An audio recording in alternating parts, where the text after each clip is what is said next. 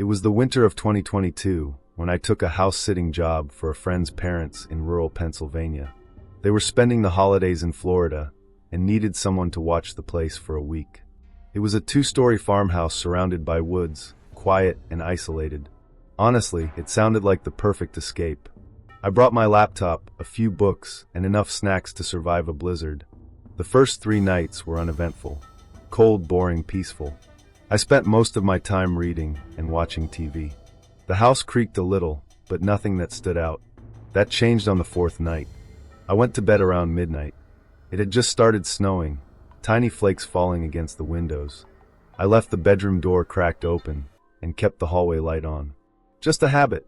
The house was dead silent, until I heard something on the roof. It was faint at first, a dull thud like snow shifting. But then it happened again. A heavier sound. Then again, and again. Thud, thud, thud. It sounded like footsteps. Slow, steady, moving across the roof from one end of the house to the other. I froze in bed. The sounds were too heavy to be an animal. No scraping claws, no scurrying. Just footsteps. Human ones. I checked my phone. 3:12 a.m. I tiptoed to the window and looked out. The snow was fresh, untouched. No footprints in the yard. No sign of anyone. But the footsteps continued, now above my room. I backed away from the window, my heart racing. The house didn't have attic access from inside, and the only way to get on the roof was a ladder stored in the shed. I waited, holding my breath. Then the sound stopped. I didn't sleep that night. I stayed under the covers, phone in hand, flashlight on, listening for any noise. The next morning, I went outside to check. No footprints on the roof. No broken branches, no fallen snow. Nothing. Just a smooth blanket of white. I told myself maybe it was snow shifting, or an animal I didn't recognize. That night, I double-checked all the doors and windows. I locked everything, closed every curtain, turned on every light I could.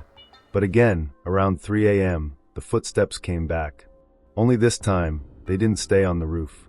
I heard them move across the shingles, and then onto the porch roof, just outside the upstairs hallway. Then silence. Then, knock, knock, knock. 3 knocks. Soft, slow, deliberate. At the upstairs window. I didn't move. I couldn't. My chest felt tight, like something was pushing down on me.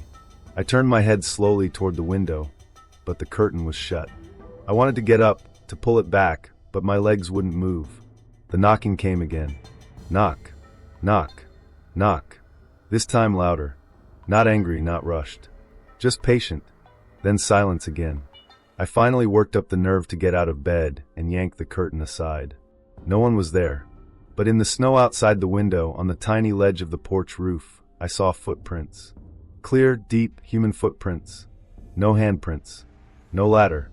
Just 2 tracks that started right at the window, like someone had stepped out of thin air. I snapped a photo with my phone and went back inside. I didn't sleep. The next morning, the prints were gone. Fresh snow had covered them. I left the house that day and stayed in a motel for the rest of the week.